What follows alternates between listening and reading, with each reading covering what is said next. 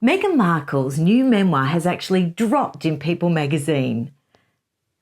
Oh, I'm terribly sorry. I'd like to make a correction. I'm mistaken. It is not Meghan Markle's memoir. Evidently, it's by a little buddy of hers, Omid Scobie. Of course, it's no surprise that Omid's book is being serialised through People magazine, because we know that Meghan Markle's very best friend, as long as she serves a purpose, Abigail Spencer, had a buddy who was editor of People magazine back around the time when Harry and Meghan stepped back or stepped down or nicked off to Melodramacito. And so even if her friend is no longer editor, I have no idea and quite frankly no interest, that network of contacts has proved to be fruitful and rather enduring. Okay, so Omid has come out with something surrounding the Queen's death, and it is extraordinary because it is a miracle how he can paint Prince Harry and Meghan Markle as the victims of the Queen's death. Now, that is an extraordinary literary feat. I really do think that it is definitely a stretch, but he tried, and he tried valiantly. Now, I would like to just go over the total tosh that he is spouting in his little drop, his little pre-drop of Endgame. And of course, he had to come out of the gates with the Queen's death because he doesn't really have much else to generate much interest. So he's got to start with the big guns.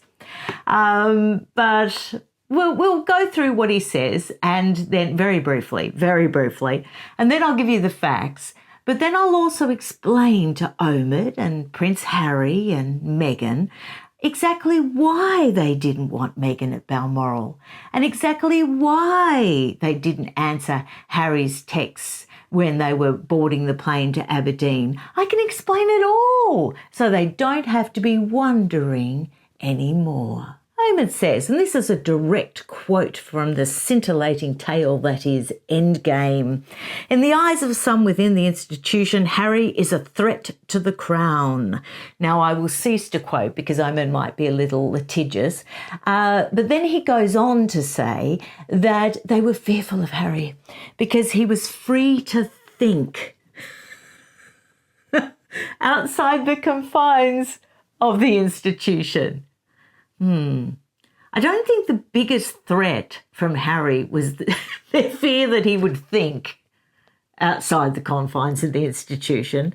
I think it was more that outside the confines of the institution, Omid, he didn't have anyone to think for him that had his best interests at heart. Now, I know now that Omid has had a lot of help from people extremely close to Meghan and Harry, like 0 degrees of separation, one could say, or one could allege. But of course, I would never dare to do that. But we can tell because the fact that he says that William didn't answer Harry's text. Evidently, Harry was frantically texting, trying to find out details about transport to Aberdeen so he could make it in time before the Queen actually died. And he was totally unaware that she was desperately ill, even though the rest of the whole world knew and had been reporting on it for the previous 4 to 6 months. Harry was completely oblivious. He'd been kept in the dark. He didn't even know she was ill. It was a complete shock. Anyway, while he's frantically texting William, hoping that they'll put aside all grievance and sort of collaborate with Harry and Meghan and give them all the details about what was going to go down, the state of the Queen's health, when they would be departing, when they would be arriving. Now, I wonder why they wouldn't trust them with that information. Maybe they were worried it would somehow get back to Gayle King and end up on some morning show in the USA. Now, my point, if you take away all the snark, is that Meghan Markle or Prince Harry or a source very close to them must have told Omid that, because there is absolutely no way that anyone else could know that William did not reply to Harry's texts. There is no way, because Prince William, I very much doubt, lets any of his staff have access to his phone. And I very much doubt that the leak would come from Catherine. So the only people that would know that despite repeated attempts, because Harry was in a panic because he thought he would look bad in the public eye. And guess what, Harry? You did.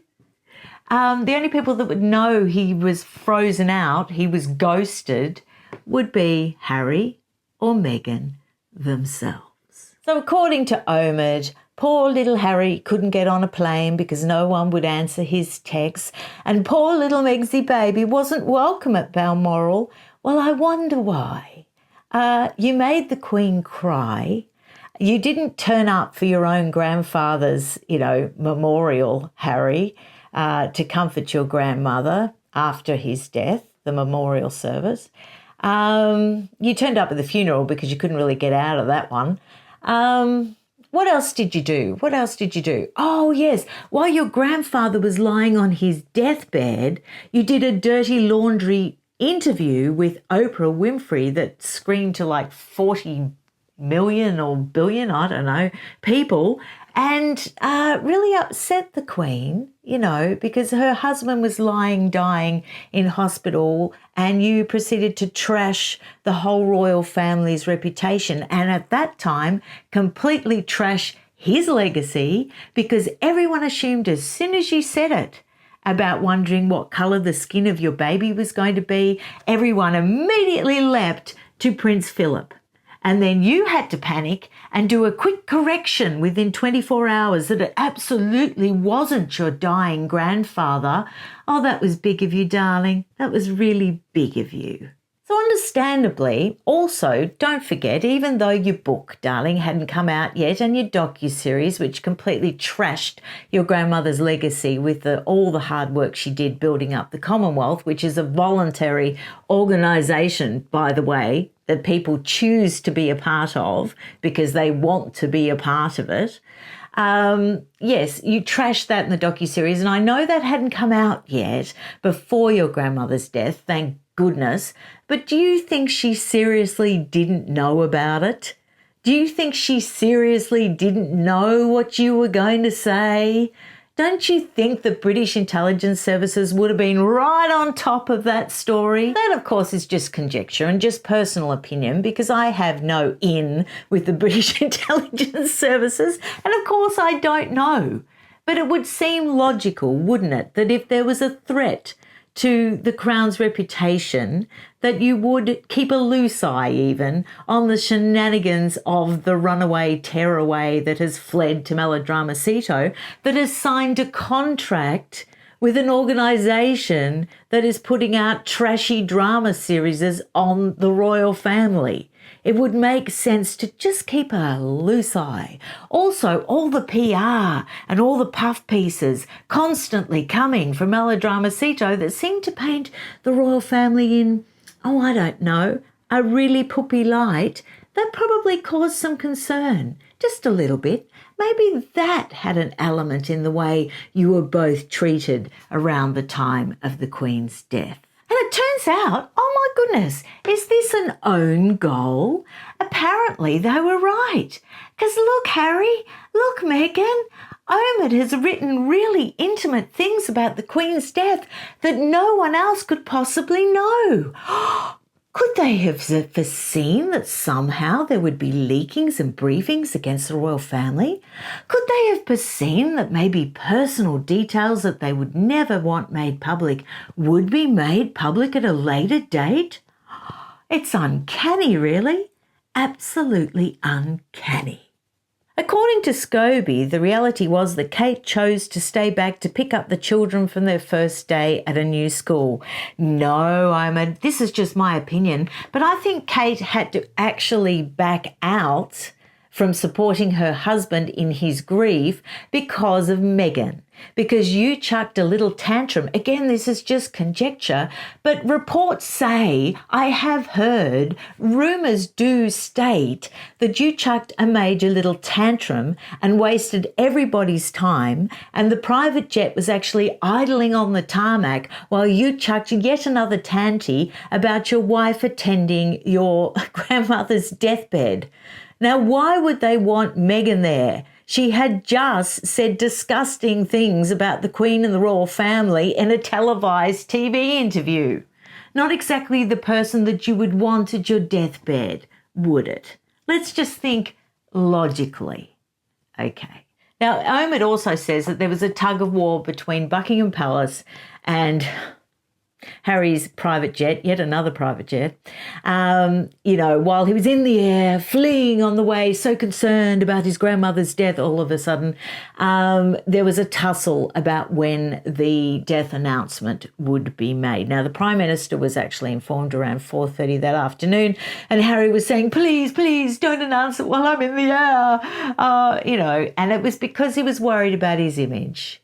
Because if he wasn't even really a part of it, if he wasn't even really there, well, then his about to be released docuseries and book sort of he was pretty much on the outer by that stage. And, they were really scared that it was going to become evident just how far on the outer they were. Now, unfortunately, it is sad that he had to hear about it on the BBC app while he was in the air at 6:30 p.m. But I think they did that to protect themselves because they knew that if Harry and Meghan got the death announcement before everybody else, officially, that it would find its way into the media and probably their great grief statement that Meghan was probably quickly drafting would be the first statement out there about the Queen's death. And believe me, nobody in the whole world, except maybe the Sussex squad, would have wanted to hear from those two as the first point of call upon hearing of Her Majesty's death. So I'm very, very grateful to Buckingham Palace.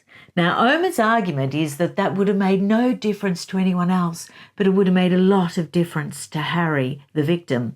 Well, actually, it would have made a lot of difference. It would have made a lot of difference to the public and the grief that they felt. And they wanted their Queen respected, and they wanted her to be farewelled in a dignified manner. And what they already knew by that stage, that any information that managed to find its way to the melodrama Cito duo, that just puts dignity out the window. Just forget it. There is no dignity when it comes to those two. So Harry was crushed, his relationship with the Queen, she was everything to him. Oh, come on.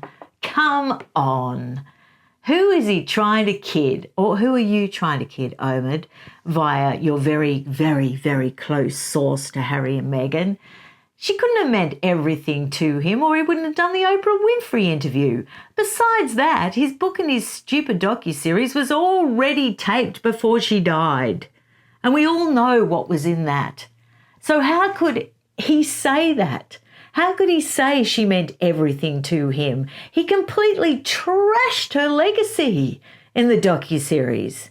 You don't do that to someone that means everything to you, and he couldn't even be bothered visiting her in the last 2 years of her life. Come off it. COVID was over, travel had resumed. He did everything else he possibly could rather than visit his grandmother. And he only did it on the way to Invictus Games that time because he was trying to drum up interest, because the interest was zilch, because his star quality had already plummeted to the depths. So don't spin me that, she meant so much to him. The book was already written. The docuseries was already taped. The horrible attacks had been constantly coming out of melodrama Cito. And that awful, despicable, dirty laundry interview with Oprah Winfrey. Oh, yes, he loved her so much. So this is, a little heads up on the sort of rubbish that we can expect from Omid Scobie's book. I didn't actually expect to get quite angry when I was doing this video, but I can't believe that they're trying to paint themselves as victims in regards to Her Majesty's death. If you agree with me, please give this a thumbs up and a share, and let's counter this really offensive narrative, and I'll stay on top of it and try to keep you as informed and counter their absolute rubbish as quickly as I can. Thanks a lot for watching. Bye.